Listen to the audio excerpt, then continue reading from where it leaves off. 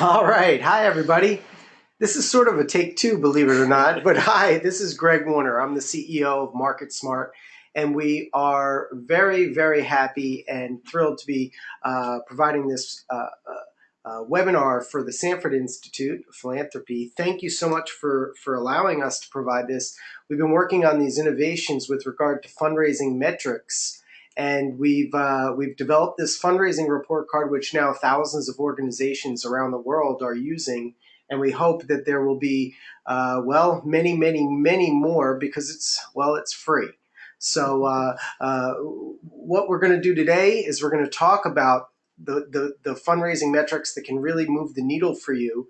And we've got Zach Shefska here, who is our Master of Metrics, newly crowned Master of Metrics. Not quite a Jedi Master yet. That's my job. But I guess he's a Padawan for any Star Wars observers out there. And so without further ado, and since he's punching me, I'm going to hand this over to Zach Shefska. Thank you very much.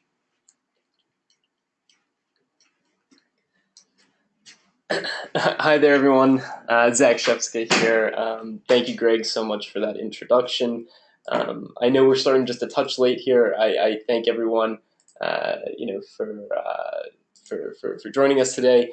We have hundreds of folks joining us online. Thank you so much for tuning in. And then we also have the folks actually at John F. Kennedy University who has so graciously hosted us today. So I just want to thank you. Thank you all so much. I especially want to thank Solomon Billette, who's coordinated all of this, including the seminar that happened beforehand. But I'm really excited. I'm here today. I've worked for the past year and a half developing this fundraising report card tool, and I'm very, very excited to share what I've learned and really just talk about an introduction to fundraising metrics. So just one brief housekeeping item before we jump in is please ask any questions as we're going throughout this presentation.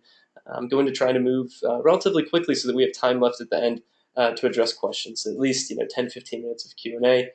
So if you're online, please ask questions through the questions tab, and then also if you're in the room at John F. Kennedy, please ask questions, and we'll make sure that they get to me.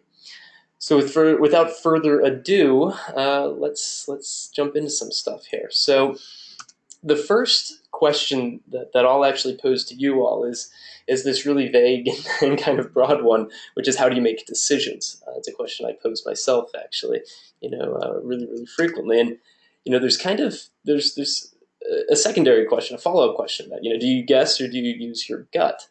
And for me at least, I probably fall into this sometimes category. I guess when it comes to a certain number of things, and I use my gut probably more than I should. But there's potential issues when you guess or use your gut. You could either be lucky or wrong, and it makes you think, how do other people do it? How do other successful and growing nonprofits make strategic decisions? Do they guess? Do they use their gut? And if they do, they'll be lucky or they'll be wrong. And getting lucky may seem good on the surface. It might seem actually like you're doing well, but if you get lucky enough times, you might get cocky. You might think you know the answer, but you're still you're guessing, and that's kind of the potential trap here. So today's presentation is an introduction to fundraising metrics. So we're really going to talk about kind of using data to help inform those decisions. Really trying to think and be more strategic and use data in that end.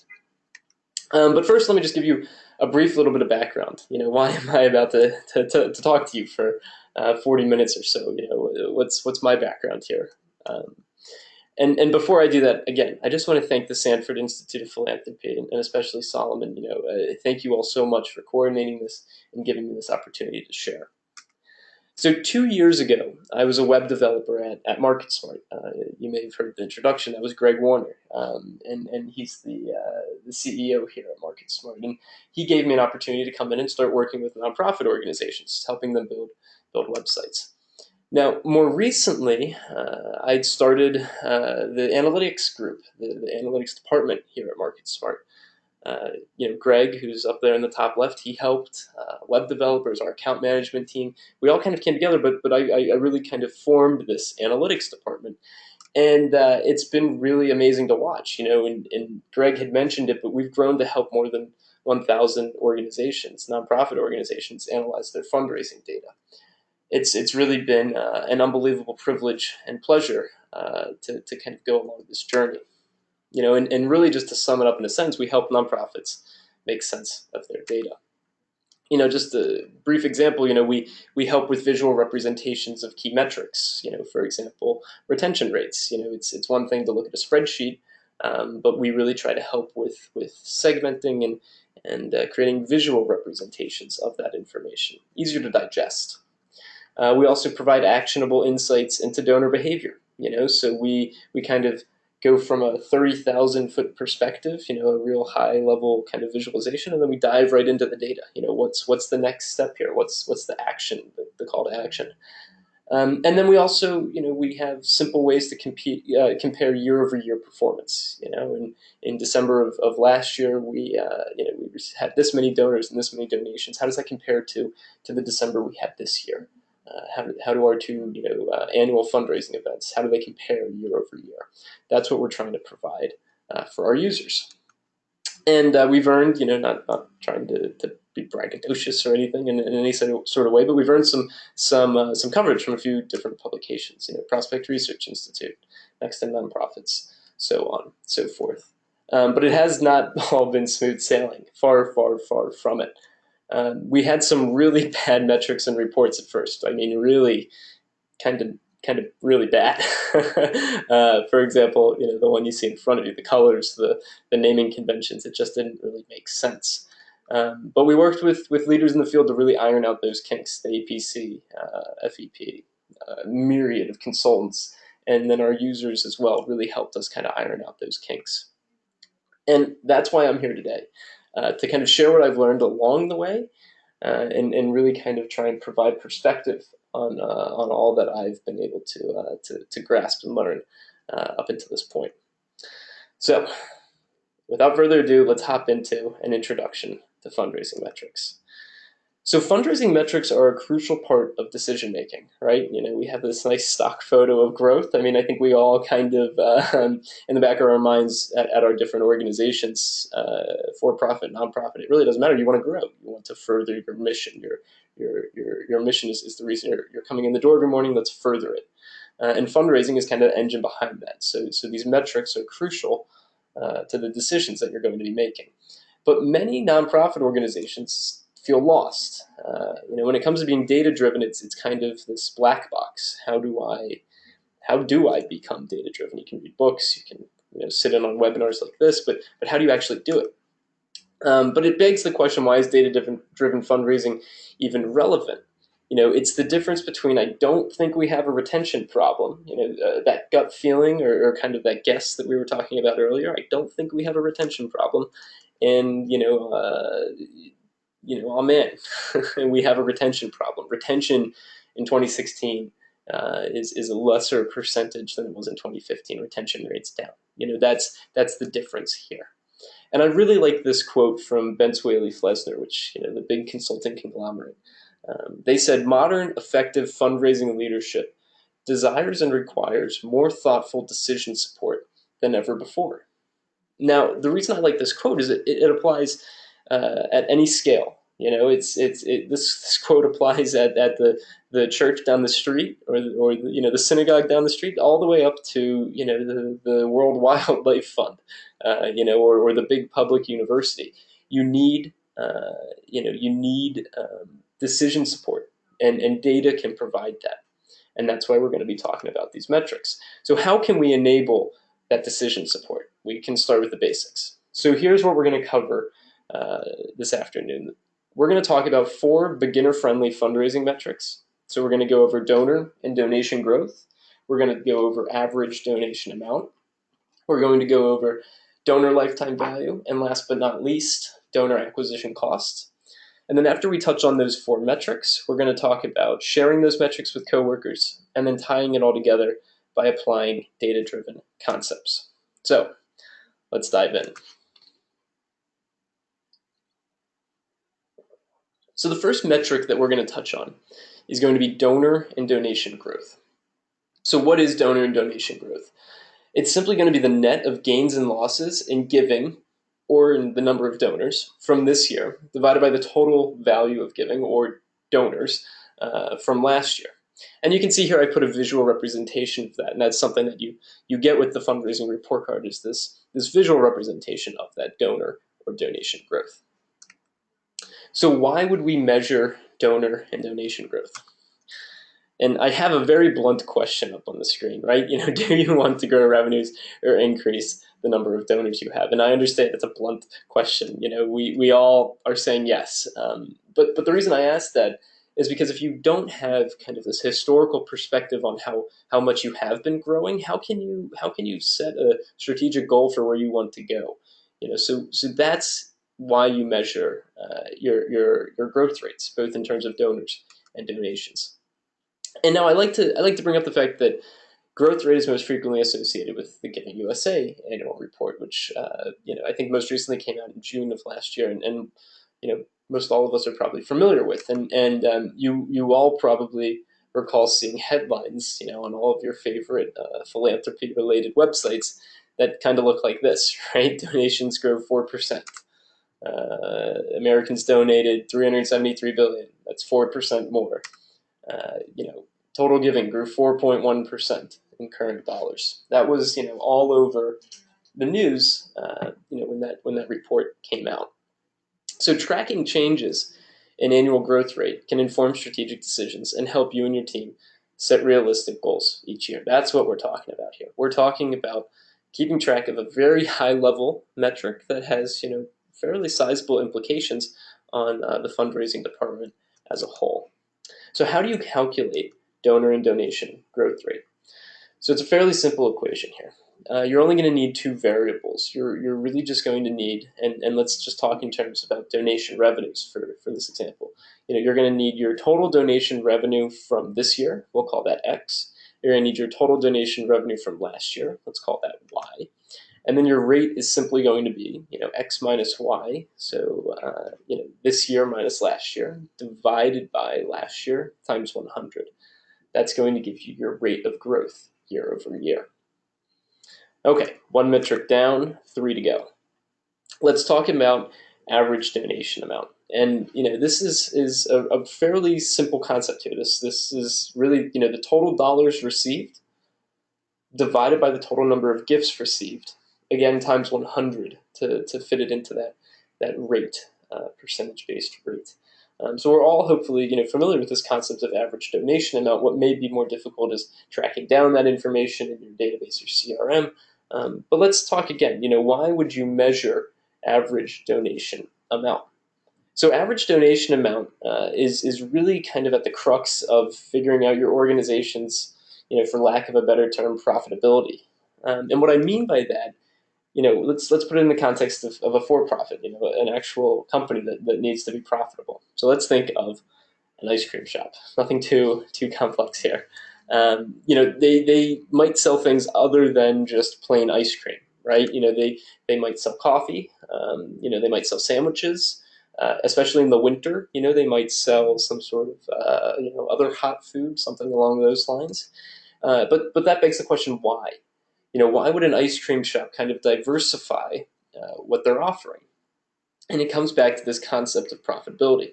It's to increase the average transaction amount per customer, right? If they're selling just ice cream, the most revenue they can generate is just off of the ice cream sales. But what we're talking about when we're selling coffee or sandwiches is giving an opportunity to cross sell and upsell the customer that comes in. So we're talking about increasing that average transaction amount. So larger transactions will generally equate to larger profits. Not set in stone, but it's a concept that we're going to build off of here. So let's apply that same principle at your organization, at your nonprofit. So increasing average donation amount by 5% would have this unbelievable impact on overall donation revenues.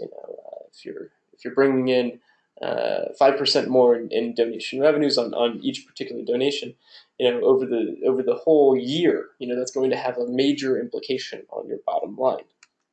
So how do you calculate average donation amount. Because remember, we need to be able to calculate this metric. We need to have it at our fingertips so that we can start to set strategic goals about how we're going to increase it. So how do you calculate average donation amount? So to calculate average donation amount, again, relatively simple. You only need two numbers here. You need your total donation revenues, which we'll call X, and that's going to be for a particular year, particular time period, and you're going to need your total number of donations received.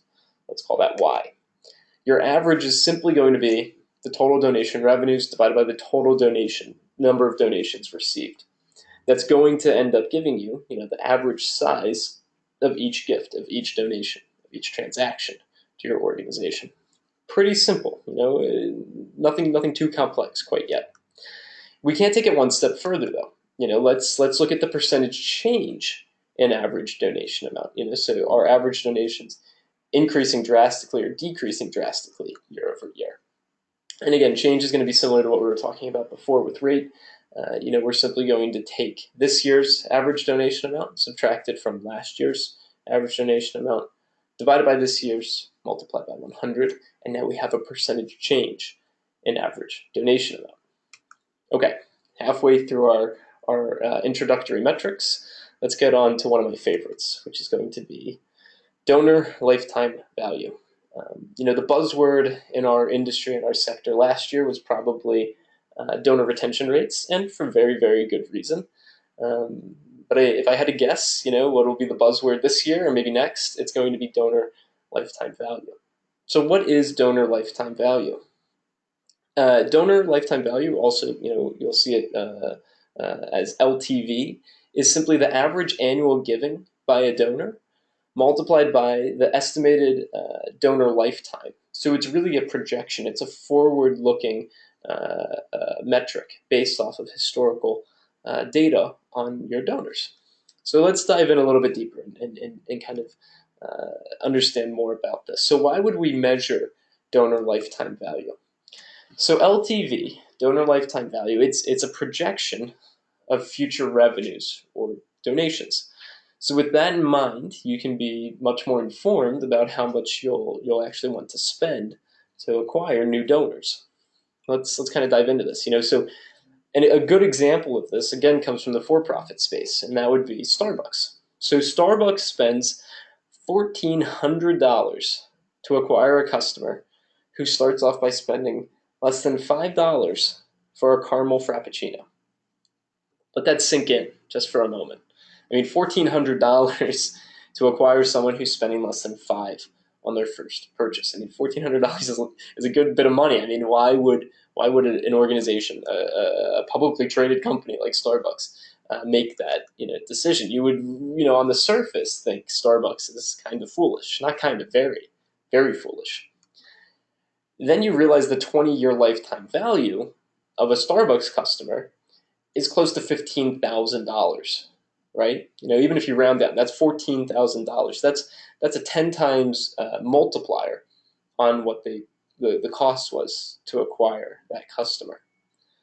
So that first purchase was $5. It costs about $1,500 to bring that individual in, but the lifetime value here, 20-year lifetime value, is $14,000. So over the lifetime of that customer's relationship with Starbucks, they're worth $14,000. So tracking and measuring donor lifetime value will ultimately mean better fundraising return on investment. If you know the lifetime value of your donors, you can be much more strategic on how you're going to spend to acquire those donors. If you have that information at your fingertips, you can start to use that data to help drive that decision making. Take a step away from the gut feeling or the guessing. So let's talk about how you're going to calculate this. And this is kind of where we're going to deviate a little from the real simple metrics from before. So to calculate lifetime value, you're going to need a few numbers here. The first one's going to be a donor lifespan. The second is going to be an average donation amount. And the third is going to be a frequency of donation. So let's break down what these three variables kind of are.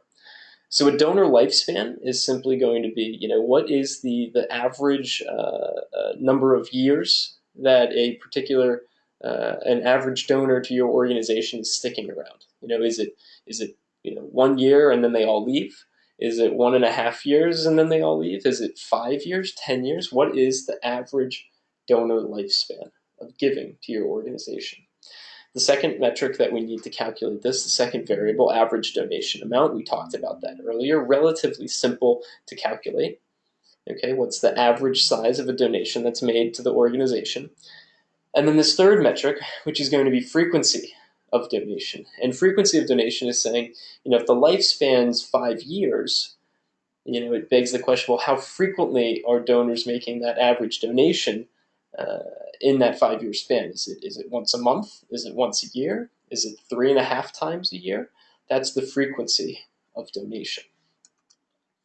So to bring it all together, your lifetime value is simply going to be your lifespan, your donor lifespan, average donor lifespan, times that average donation amount, times that donation frequency. So this formula is definitely more involved, than the donor donation rates and also just the average donation amount. So my recommendation on my end is calculate each individual metric before tying it all together. The other option here is that with fundraising report card, this is one of those metrics that we calculate for you. We also break it down by giving level. So, what is the donor lifespan, average donation amount, and frequency of donation for your under $100 donors?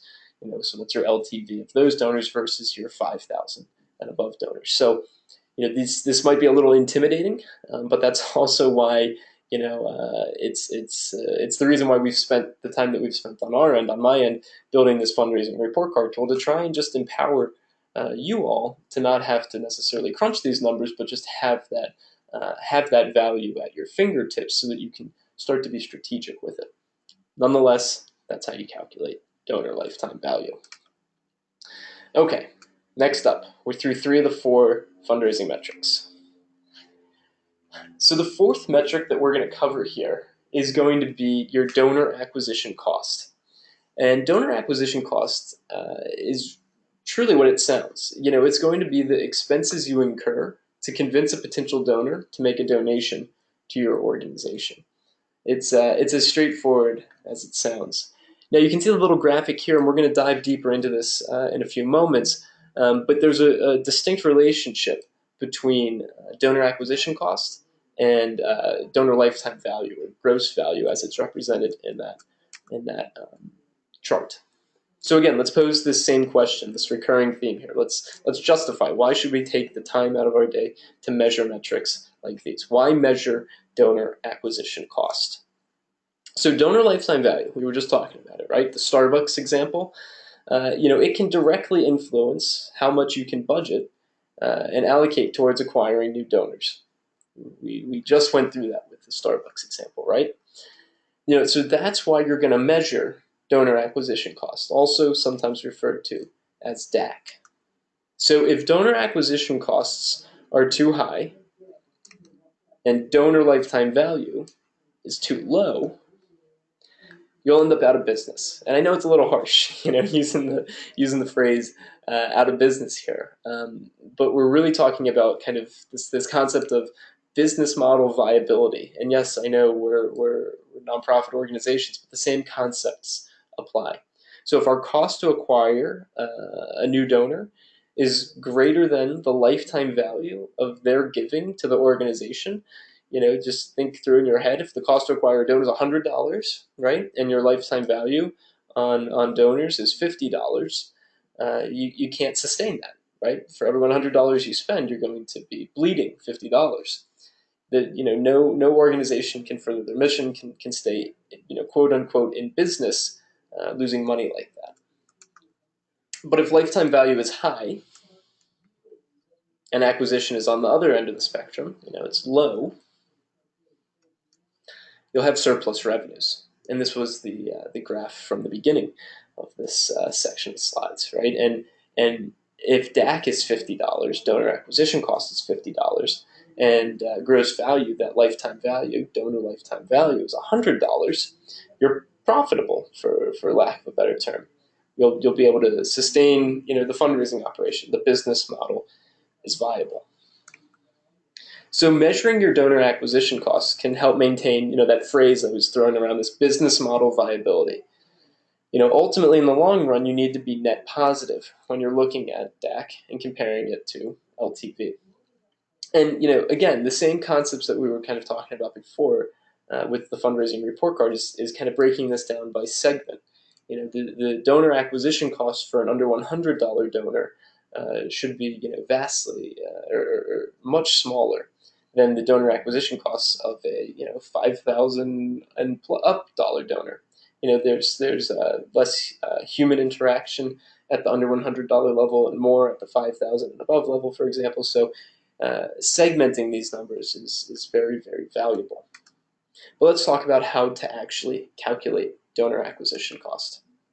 So to calculate donor acquisition cost, you're going to need to do a few things here.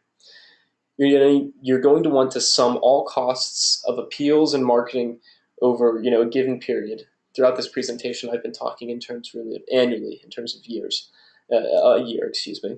And you're also going to want to include salaries and other employee-related expenses. You're going to want to take that sum of costs, and then you're going to want to divide it by the number of donors that you acquired in that period. So the best way to kind of break this down would be to do this on a kind of per campaign or per appeal basis. So if you do any direct mail in 2017, direct mail acquisition, for example, keep in mind the cost to acquire each of those new donors. How many mailers did you purchase? Did you pay a third-party vendor? And then, after the campaign or appeal goes out, how many donations, new donors, did you actually receive? Do the division, that we've got here, the total cost divided by the total number of acquired donors, and now you have your donor acquisition costs. One thing I'll mention, while we're on this slide, is that on fundraisingreportcard.com, I've created a spreadsheet that you can download. That actually you can input different variable amounts, and it'll output your donor acquisition cost. But it's tricky. There's work involved, but it will prove worthwhile, especially when we're pairing it with those other metrics.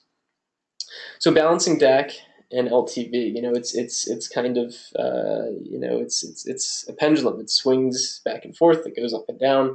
There's all sorts of forces that can affect the cost to acquire a donor. The more high touch an acquisition is, the more expensive, the higher the cost to acquire someone, the more your donations are coming in through online sources that just happen on their own. That'll decrease the cost to acquire a donor. LTV goes up. Donor lifetime value increases when you're retaining more donors, when you're upgrading your existing donor base, when you are receiving recurring donations. That will all boost your lifetime value. But then it'll decrease when donors are churning or lapsing or leaving the organization, when they're not making as frequent donations as you would like. So there are all sorts of forces that can affect donor acquisition costs and lifetime value. Okay, next up. So we went through our four, kind of introductory level fundraising metrics, and now let's touch on kind of sharing those metrics, some best practices when sharing those metrics with your coworkers, colleagues, getting them on board with what we're talking about. So the first concept I'm going to touch on is making it accessible. And by that I mean sharing only one thing at a time. So I'm going to use some examples here from Fundraising Report Card so that you can kind of see what I mean. So take a peek at this report just for a moment, and it's visual and it's nice and it's colorful, and you can see some things going up and down, and all in all, hopefully it's visually pleasing. But it's a little bit busy, right? I've highlighted over on the far right in 2016 the donor growth change of the 5,000 and above segment. You can see it's down 18%. But if you're going to share something like this with a coworker or a colleague, even if you've calculated this number in a spreadsheet and you want to share that number with a coworker or colleague, don't cloud the picture. You can see here we've got all the other segmented growth change rates. This is what you'd want to present. You'd want to present just the single segment. Are we growing and at what rate for what particular segment. So if you're going to get granular, if you're going to leverage a tool like Fundraising Report Card, or you're going to do these things by hand or in Excel, and then you're going to share with a colleague, you're really going to want to help them focus. So provide one piece of information at a time. Data for a lot of people can be very, very overwhelming, even in visual forms. So help them focus. The second key here is going to be to guide them. So you're going to want to help explain what story the data is trying to tell. Because really at its crux, that's what the data is there for. The numbers, they mean something, but they have a story behind them, and that's where they need help to kind of understand what is that meaning behind all that information. So another example from Fundraising Report Card, let's say your donor acquisition report looks something like this. And, we're just using anonymous organization data right here, but you can see, it's down from a peak in 2011 into the right, all the way to 2016, where, this organization had gone from acquiring, more than 4,000 donors in 2011 to, much, much less than that in 2016. But then what if your donation growth report looks something like this? So now we're not looking at a report in terms of number of donors, we're looking in terms of dollar revenues, donation revenues. And you see, on the acquisition report, it was down and to the right, but here on the donation growth report, it's up and to the right. So, although the organization was not acquiring as many donors, their actual revenues were increasing. So what story is this data trying to tell? It might be obvious to you and me that the acquisition at this organization needs to become a priority. That might be pretty obvious, but guide your colleagues. If that's what your reports look like, or when you run some of these numbers and calculate the metrics that we discussed, and you start to pick up on a trend, you're going to have to make a bit of a story and help guide the folks that you're going to share that with, so that they see a similar picture. So use data visualization is one of my recommendations, because it helps with transparency and kind of even further removing that gut feel from the decision-making process. So use data visualization to help get everyone on the same page. So this third point here is going to be to provide context. So what question is this supposed to help answer?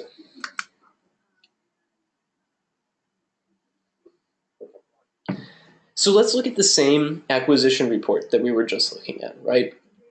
Donors, number of donors, newly acquired donors, donors who had never given in any year prior to this year.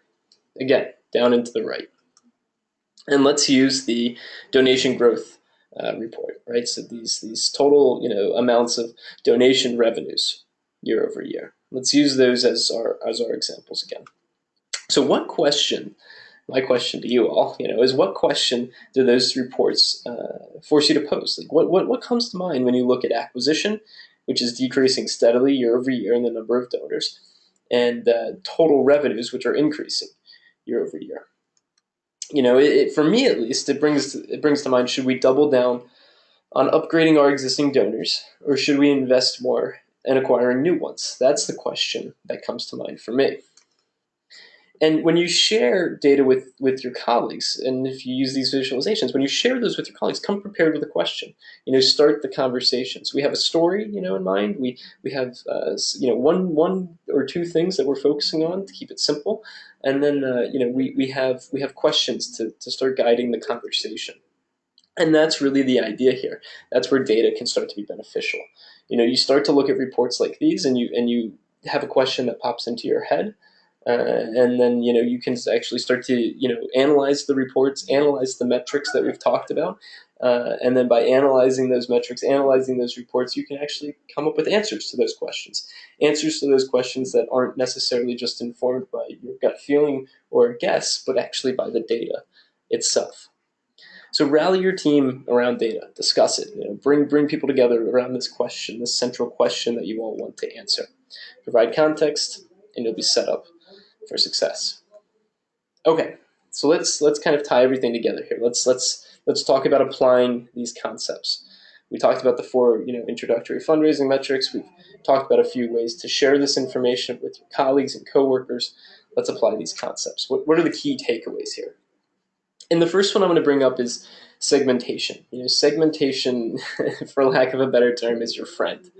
So you'll notice, especially even on those very simple metrics at the beginning, average donation amount, or the example you see here on your screen, donor growth rate. Those numbers will be vastly different when you're looking at particular segments of your donors. So breaking things down by giving level is a fantastic way to segment your fundraising metrics, and a suggestion that I have would be to absolutely do that. Again, fundraising report card does it for you. If you are doing this by hand, please highly consider segmenting by giving level. The next thing about applying what we've talked about today is analyze historical performance. So we may have donor growth rate in the under $100 segment from last year, and we may even have 1 year before that, and that can be really useful for figuring out what's a realistic target for 2017 and 2018, and even a goal all the way up to 2020. But let's look at a few years more. What was donor growth rate in 2010, in 2011, 2012? What's the trend there? Should we actually be increasing our goals based off of historical performance, or should we be decreasing them because it's actually been less than we had expected or realized? And then the third thing is going to be graph everything. I have this line that I love to share, which is computers love spreadsheets, us not so much. I open up Excel more frequently than I wish I had to. And there's lots of data that you can view in Excel. Spreadsheets are very useful. But when you're looking at 1,000, 500 even, or 10,000, or a million, pieces of data in spreadsheet form, you're bound to miss something. But when you can visualize it, when you can graph something, it's easier to start to connect the dots. Plus, like we talked about, your colleagues will be able to more easily comprehend what you're trying to convey in a visual representation. So spreadsheets are good, computers love them, but let's stick to things that are easier for you and me to comprehend, those visualizations. And just to bring the point home, here's kind of some donation growth. This is donation growth in a spreadsheet. This is donation growth in a visual representation broken down by those segments. So it's really just about helping folks, helping everyone who's involved with these first steps towards using fundraising metrics. We need them to get on board. Let's give them something that's easy to comprehend. And really the biggest takeaway here, and on your screen you see Steve Krug's Don't Make Me Think, which is a fantastic book. It's about web making, designing websites that are usable, but its concepts have applications well beyond that scope. And it's really that idea of don't make me think. Don't, if what we talked about today, donor and donation growth, average donation amount, donor lifetime value, donor acquisition cost. If you take one of those metrics and go and calculate it on your own, or if you load your data into the fundraising report card, whatever you do, when you go to share that with your colleagues, when you go to share that with whomever else is going to be interested in the questions that it poses, don't make them think. You have this information, or you should have this information at your fingertips, so that you can not have to worry about, what is the calculation for that, or how did we get to this number? I mean, it's there for you so that you can then be strategic. So share the visualizations, come prepared with questions, and go from there. But to that end, I am happy to think. Me personally, I love thinking.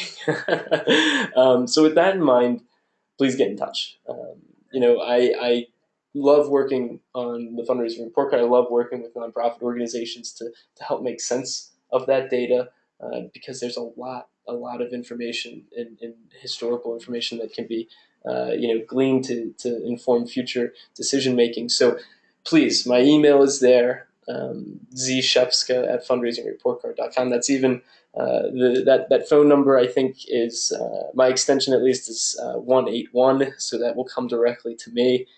And I mentioned it a few times, the fundraising report card. It's a free resource that's been out for a little over about a year now, and that's the URL if you're interested.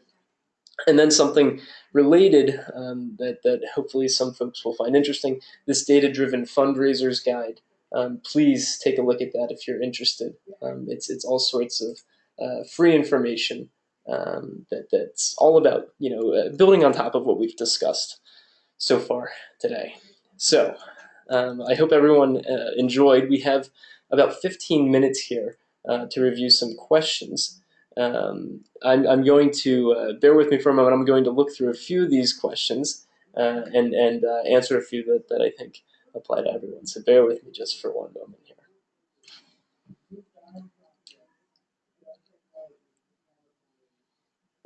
So we have a really good question here, and thank you, Solomon, for for entering this from the conference room there. And this question reads: How many years of data do you need to calculate LTV?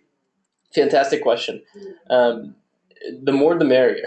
So the more data you can feed a tool like Fundraising Report Card, or if you have your own kind of, we talked about how you could calculate that metric by hand, but it's pretty tough. So I would recommend using a software like ours. But the more information that you can feed that tool, the more that you can get out of it, right? The software is able to look at all the data and figure out, what is the lifetime value of every donor. So if you can put in 20 years worth of donation history, it may be able to find a particular donor who's made transactions with your organization for 20 years.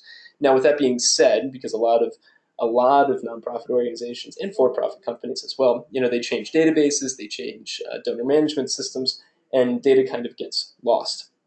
That's fine. At a minimum, my recommendation would be get 5 years of data involved. When you're doing all sorts of reporting and analytics, you're going to want 5 years at least of perspective.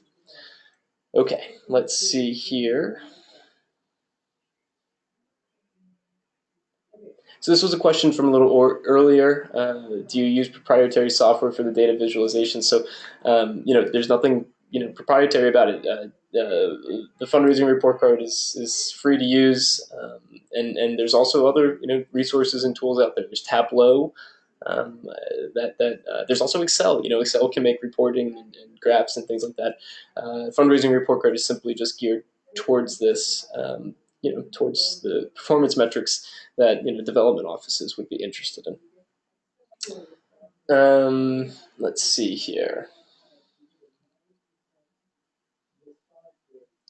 Does it make sense to calculate acquisition cost for grant funding? How is it different? That's a good question, Joan. In my experience, and I'm not I don't like to present myself as a fundraising expert, so I'm not going to dive too deep into the grants space here. But when it comes to kind of annual fund or individual donors, even partnerships, things like that, memberships, acquisition costs make sense. Now, when it comes to grant funding, I would defer. I'd have to do a little bit more research, and that's something that I'd actually be happy to follow up with you, Joan, after I do some more research. But I would really highly recommend those donor acquisition costs. Really for kind of memberships, the annual fund, things along those lines. Is it possible to see the missing pages in the presentation? Will it be available online? Yes, I apologize to everyone in the room there at John F. Kennedy. I did add a few slides towards the end. I wanted to get a little bit more material in that I thought would be useful. And this webinar is being recorded. So this will be available online in the very near future here and distributed that way. We have another question here, DAC calculation clarification. That is a mouthful. Clarify budget expense divided by the number of acquired donors. 20,000 divided by 4 donors equals $5,000 DAC. That is 100% correct. The tricky part there is figuring out that 20,000, right? The total costs. Recently, in the data-driven fundraiser reference guide, which is that URL you still see at your screen, part 3, which actually came out earlier this week, that was all about donor acquisition cost. So that's actually where you'll find that spreadsheet that I alluded to earlier that you can input information. It actually, I mean, it's not a too long of a read, maybe 2,000, 1,500, 2,000 words, just diving in. How do you actually use DAC? Diving deeper than we even touched on briefly in this conversation. Please go there. Reference that article. But yes, you are 100% correct. $20,000 divided by 4 donors, $4,000 DAC.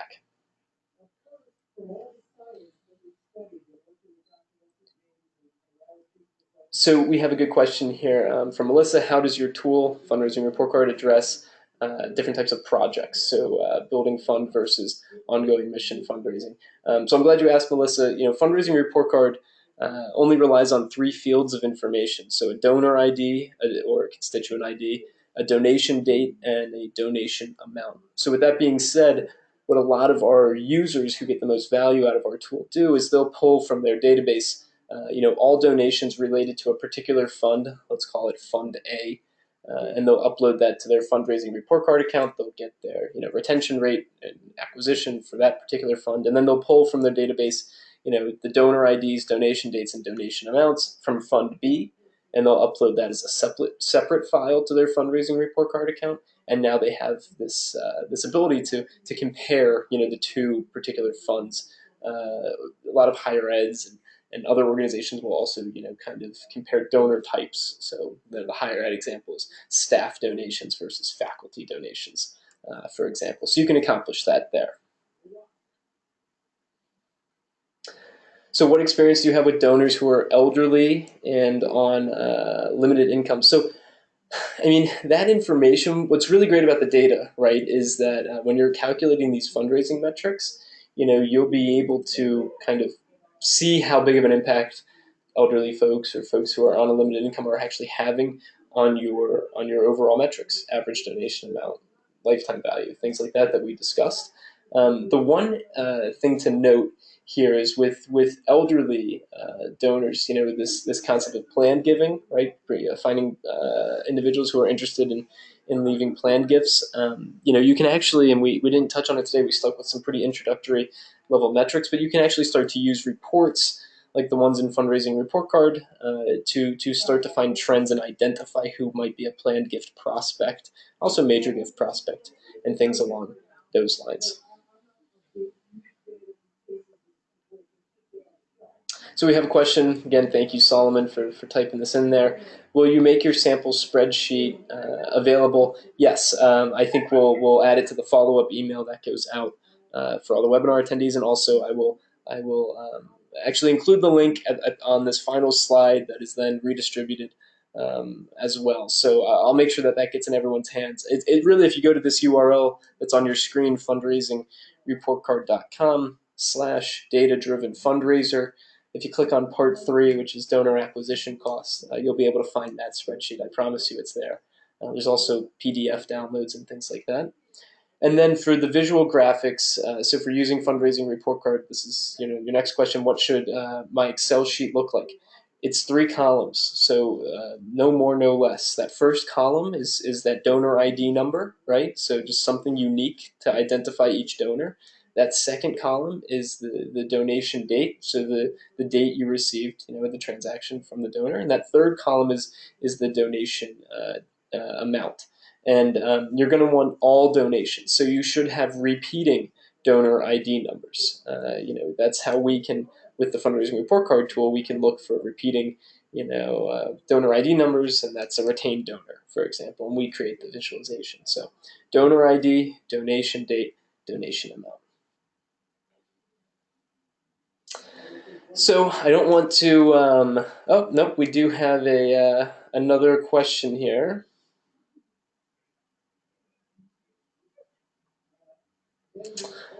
So unfortunately, I'm not necessarily following this one. If we have a particular target donor and we can't find the 990 funder on the list, can we request their annual report? Where do we find the info? So unfortunately, I'm not following that question. But I think what I'll do, and I know that's one that came from the audience listening together. Maybe Solomon, follow up with me and put me in touch with that individual, and I'll see if I can help. So just to summarize here, because we're coming up on our time. This recording will be it has been recorded, so it will be put online. I will share that with everyone. I'll follow up with that spreadsheet so that everyone has access to that for donor acquisition costs. And then the final note here is that as you leave the webinar or at John F. Kennedy University, please fill out that survey. It means a lot to me. It means a lot to Solomon and the folks at the Sanford Institute. It helps us make sure that what the information that we're providing, is valuable and where we can improve on what we're doing. So, I appreciate everyone giving me this much time. I know everyone has busy days, and I really appreciate this opportunity. I hope that you've taken away, one or two things here. And if any questions are still available, actually, a good one just popped up from Solomon. Thank you. Donor lifetime value calculation for each individual donor. So no, you're not going to calculate. I mean, you could, calculate the lifetime value of each individual donor, but that would simply just be tedious. You're really going to want to look at that on a segmented basis. You're going to want to know what is the lifetime value of an under $100 donor, or a $250 to $1,000 donor. So then you can be highly strategic in how much you're going to spend on that donor acquisition cost to bring in a new under $100 donor. So you don't really look at that on a per donor basis. You really look at it by those giving segment or giving level breakdowns. Okay, so I think we will. Wrap this up. I see your thank you message on my end, Solomon. Thank you again to everyone for joining us today. Really, really do appreciate your time. Thanks so much. Bye bye.